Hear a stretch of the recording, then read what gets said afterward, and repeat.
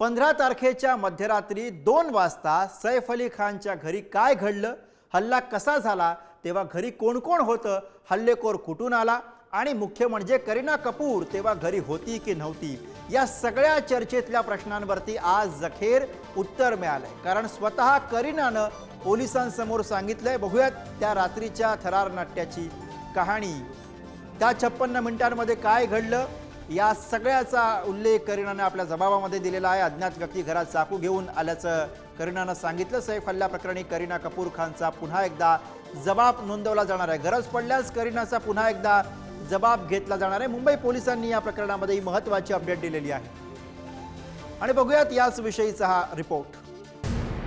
सैफवर हल्ला झाला तेव्हा करीना कुठे होती? करीना घरी होती की पार्टीत होती?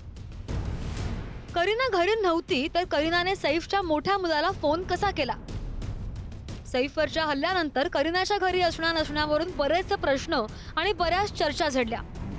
पण अखेर या प्रकरणात आता स्वतः करीना खाननं पोलिसांसमोर सगळी हकीकत सांगितली आहे। पोलिसांनी आज राहत्या घरीच करीनाचा जबाब नोंदवला तेव्हा करीनाने त्या 56 मिनिटांच्या थरार नाट्याची कहाणीच सांगितली।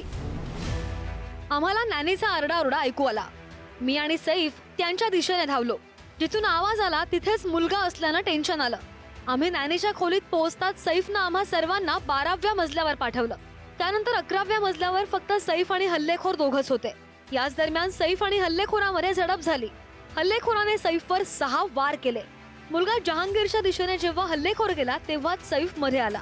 तो हल्लेखोर खूपच आक्रमक होता। त्याचं वय अंदाजे 35 ते 40 वर्ष असेल असं वाटतंय। त्याने कोणत्याही मौल्यवान वस्तू दागिने चोरले नाहीत। अज्ञात व्यक्ती घरात चाकू घेऊन शिरल्यानं मी घाबरले होते। मी खूप तणावात होते आणि त्यामुळे करिश्मा मला तिच्या घरी घेऊन गेली। तो प्रसंग अजूनही माझ्या डोळ्यासमोर उभा राहतो। आतापर्यंत या प्रकरणामध्ये मुंबई पोलिसांनी 40हून अधिक जणांचे जबाब नोंदवले। त्यामध्ये सैफ अली खानची पत्नी करीना कपूर खानचा सुद्धा जबाब समोर आलाय।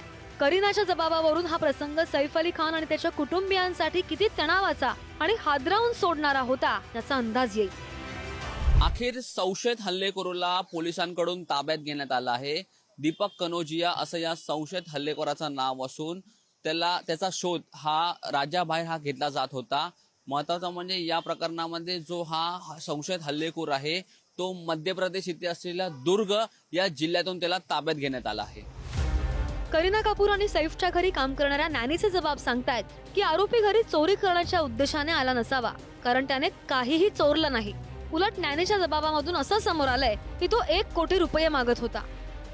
त्यामुळे खंडणी आणि अपहरणाचा प्रयत्न या दृष्टीने सुद्धा आता आरोपीची चौकशी होईल आणि तेव्हा या घटनेमागचा कोणता अँगल समोर येतो हे सुद्धा पाहावं लागेल। निखिल चव्हाण, पुढारी न्यूज, मुंबई।